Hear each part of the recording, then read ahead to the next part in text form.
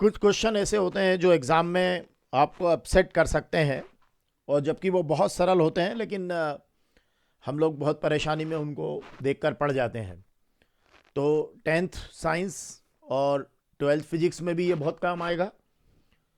जो हमारी एनसीईआरटी की बुक है उसका क्वेश्चन है, एग्ज़ाम में कभी भी आ सकता है, और एक समझ भी बनाने की इसके साथ कोशिश होगी।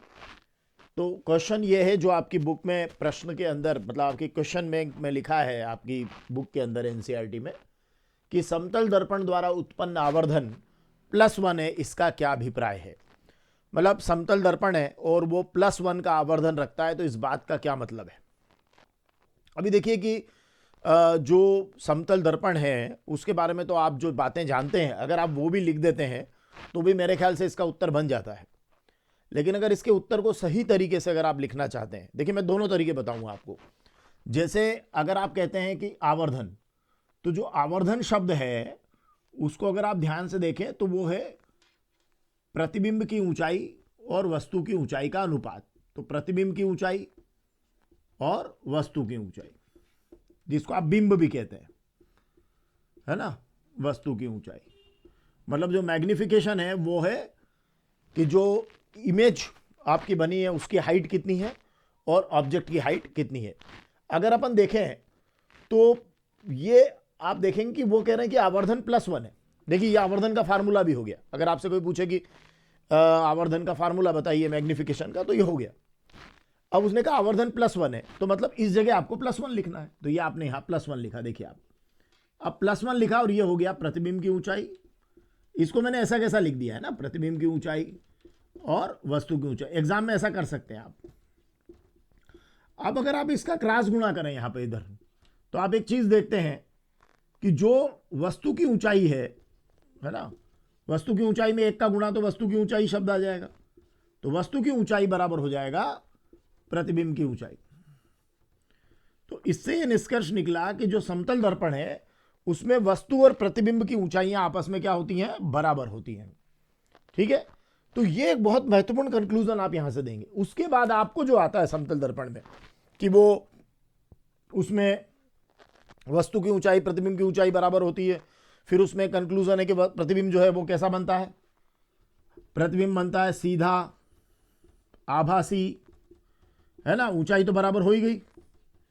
ठीक है, और दर्पण के अंदर उतनी ही दूरी पर बनता है जितनी दूरी पर वस्तु उसके सामने होती है। तो इस तरीके से आप इसका आंसर दे सकते हैं। तो ये बहुत एक अच्छे तरीके से आप इसको लिख पाएंगे एग्जाम के अंदर। तो ये वाला पैटर्न आप फॉलो कीजिए, उसमें ये वाला आपका फार्मूला हो जाएगा। तो ये क्वेश्चन है आपका समतल दर्पण के आवर्धन का। चलिए अभी एक और क्वेश्चन पे आता हूं मैं इसी टाइप के, कि ये भी आपकी एनसीईआरटी की बुक का क्वेश्चन है कि वायु, देखिए बहुत सरल है, लेकिन वो क्या होता है कि वायु से एक प्रकाश की किरण है, तो वायु से थोड़ा सा तिरछी होते हुए, है ना, कहां प्रवेश करती है, जल में प्रवेश करती है। बहुत सरल है, लेकिन वो उसको देखते ही घबरा जाते हैं। प्रवेश करती है वायु से जल में। मैं पूरा प्रश्न पढ़ के सुना देता हूं कि वायु में गमन करती हुई प्रकाश की एक किरण जल में तिरछी प्रवेश करती है। तो ये जो प्रकाश की किरण है जो तिरछी प्रवेश करती है ना, तो ये क्या अभिलंब की ओर झुकेगी या अभिलंब से दूर हटेगी। अभी देखिए आप, तो वायु से जल में लाना, तो आप क्या करेंगे, आप क्या करिए, यहां पे ये वायु हो जाए और नीचे की तरफ आप जल ले दीजिए। तो वायु कौन सा माध्यम हो गया, विरल। एग्जाम में आप ऐसा बना सकते हैं। जल कौन सा हो गया, सघन। अब आप यहां पर एक अभिलंब डाल दीजिएगा और विरल से सघन में लाइएगा इसको, और आप इस अभिलंब की ओर झुका दीजिएगा, है ना। तो ये आपका अभिलंब हो गया, यहां पर अभिलंब लिख दीजिएगा। ये आपतित किरण हो गई, और यहां आप लिख दीजिएगा अपवर्तित किरण।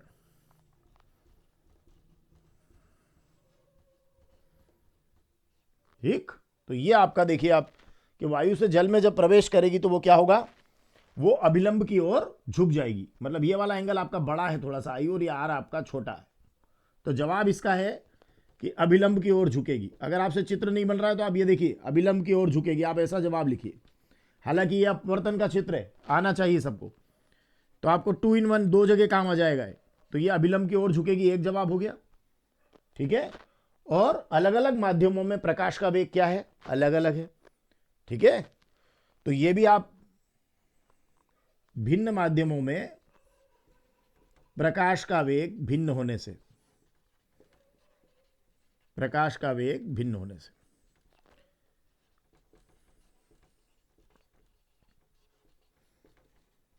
एक जवाब लिख सकते हैं।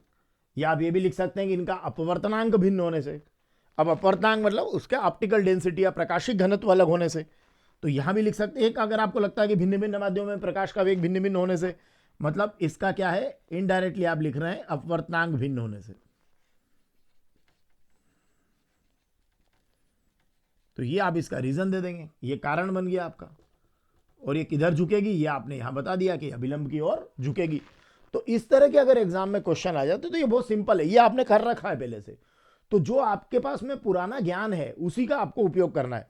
अब अगर आप ये सीख जाते हैं कि अपवर्तनांक भिन्न भिन्न है और वो क्या हो रहा है, भिन्न माध्यमों में प्रकाश का वेग क्या होता है, भिन्न होता है, तो यहां से आपके एक प्रश्न और बन के आ जाता है। देखिए कि प्रकाश वायु से 1.5 अपवर्तनांक वाली कांच की प्लेट में प्रवेश करता है।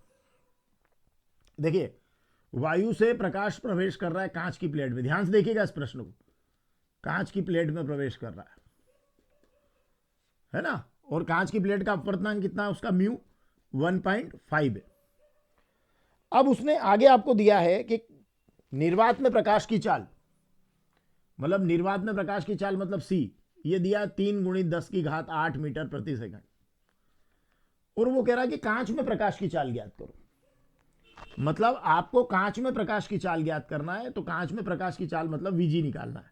ग्लास में प्रकाश की चाल कुछ नहीं है, अपवर्तनांक का फार्मूला जो होता है म्यू बराबर, वो हो जाएगा आपका निर्वात में प्रकाश की चाल बटे कांच में प्रकाश की चाल। अब म्यू का मान आपका हो गया 1.5, सी आपका हो गया 3 × 10⁸, और ये आपका हो गया वीजी। 1.5 से 3 कट जाएगा 2 बार, और वीजी का मान आपका यहां उत्तर में लिख देता हूं, ये वीजी आ गया आपका, वीजी बराबर, ये 1.5 से 3 कटेगा 2 बार, तो 2 × 10⁸ मीटर प्रति सेकंड। कितना सिंपल है, बहुत ही सरल, केवल आपको मान भर देना है ना। अगर आपको ये सी म्यू वीजी नहीं लिखना है तो आप सिंपल लिखना अपवर्तनांक बराबर निर्वात में प्रकाश की चाल बटे कांच में प्रकाश की चाल, खत्म। और फिर मान भर दीजिएगा आप, और समझ लीजिएगा 1.5 से 3 कटेगा 2 बार, और 2 × 10⁸ मीटर पर सेकंड इसका आंसर आएगा। देखिए ये प्रश्नों को छोड़कर आप नहीं जा सकते कि साहब चलता है, थोड़ा बहुत ही परिभाषा कर ली, ये कर लिया वो कर लिया, क्योंकि ये तो वही प्रश्न है ना जो आप पढ़ के गए पहले। तो ये जो हमारा चलता है वाला जो एटीट्यूड है, तो क्या चलता है, तो चलता है जो एटीट्यूड है ना, वो हमेशा क्या होता है कि एक्सीलेंस जो होता है, उत्कृष्टता जो होती है, उस उत्कृष्टता का हमेशा दुश्मन होता है। तो आप हमेशा ध्यान रखिए कि जब भी आपको परफेक्शन लाना है तो फिर इस एटीट्यूड को आपको छोड़ना पड़ेगा कि चलता है नहीं, करना है, yes I can do it, मैं करूंगा, क्योंकि मैंने ये सब किया है तो मैं इसको और भी आगे लेकर जाऊंगा। ठीक है, थैंक यू।